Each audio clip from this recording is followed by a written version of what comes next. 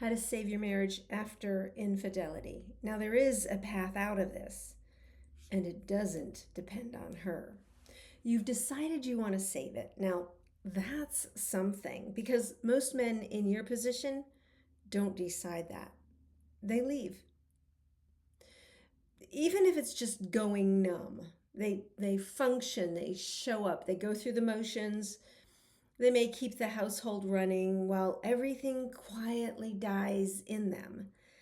And they tell themselves they're doing the right thing. But you're still fighting. You're fighting hard.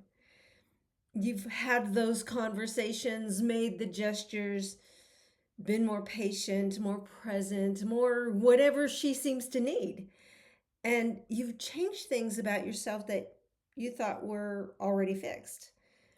You've apologized in ways that really cost you something. You've tried, but she's still not there. She's still distant. She's still going through the motions, still looking at you in a way that doesn't have heat in it anymore. And the harder you try, the further she seems. So now there's a voice in your head that started to whisper to you, maybe it's not fixable.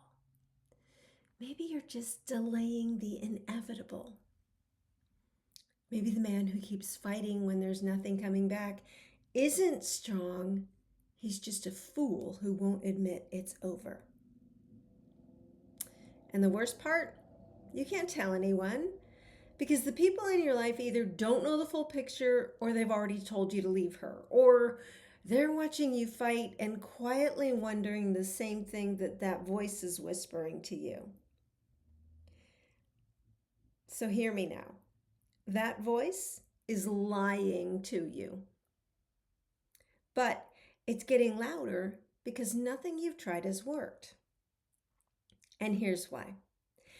The problem isn't how hard you're trying, it's what you're doing with the effort. I mean, watch yourself for a moment. After every gesture you give her, every conversation, every moment of patience, every time you show up differently, what are you doing?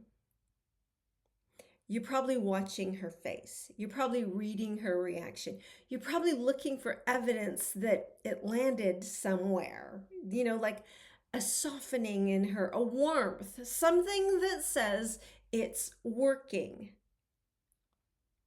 You're reading her moods like a map. Good morning feels like progress. Cold night feels like the end. Your emotional state is entirely outsourced to whatever she does or doesn't give you that day. And she can feel it. Desperation repels, even when it comes wrapped in love. You're not pulling her back. You're pulling her under. So here's the thing nobody tells you about saving a marriage after betrayal. The man who actually does it, he doesn't look like a man desperately trying to save his marriage. He looks like a man who's figured something out. And that's the contrary truth that changes everything. The path forward isn't more effort in the same direction. It's a completely different strategy, one that starts not with her, with you. Not with what you can get her to feel, but with who you're becoming while all of this is happening. The men I've watched rebuild from this, and I've watched men come back from things that they had no business coming back from. They didn't do it through grand gestures or the right conversations or finally saying the thing that unlocked her. They did it by becoming someone she couldn't help but feel. Someone grounded in a way he wasn't before. Present for her in a way she hadn't felt in years. Leading in a way that didn't need her to respond first or approve first or even believe first. And she felt it before he said a word about it. These men didn't survive the fire. They used it to forge them into someone she didn't recognize in the very best way. Now, Some of them rebuilt the marriage into something stronger than before the fire, and some of them ultimately didn't stay. But they left from clarity instead of despair, and they never looked back wondering if they gave up too soon. Either way, they came out the other side as a different man, a better one. And none of them got there by trying harder at the wrong thing.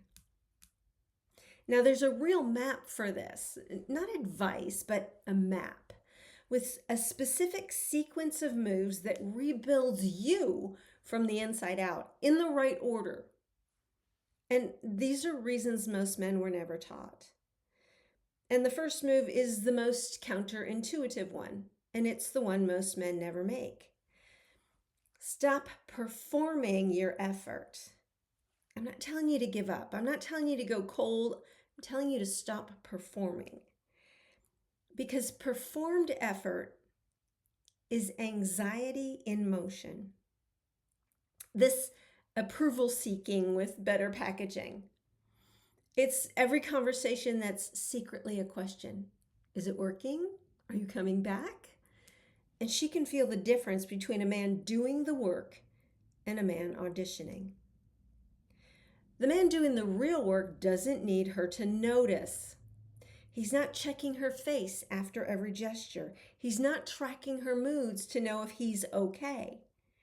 He's becoming someone, and that becoming does not require her participation. This is a leader. And this shift from performing to becoming is the first move. And it changes the energy in the room before anything else changes. And the rest of the map, that's in the book and the program. But it starts there. Because the man on the other side of this isn't one who tried the hardest. He's the one who stopped fighting blind, who picked up the real map and used that fire to forge something better than what burned down. And that man is available to you right now, in the wreckage, before anything has shifted, before she's giving you a single reason to hope. But it starts with a different first move than the one that you've been making. And that's the strongest move. So if you want some help and you want to work with me directly, apply for a marriage reboot strategy session. We'll take some time to look at exactly where you are and what needs to shift. Just click the link below so you can love fearlessly.